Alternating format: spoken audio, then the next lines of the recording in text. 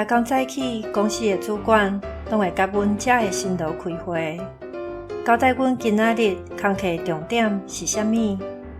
逐个主管主持会议的风格无同，若迄天是陈经理来主持，大家都会有迄款一声忝嘛的心情。话安怎讲呢？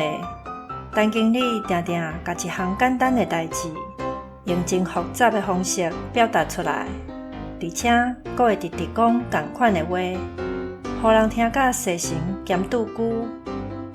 俗语讲，一句生笑，两句臭笑，摕来形容阮这陈经理阁真对同。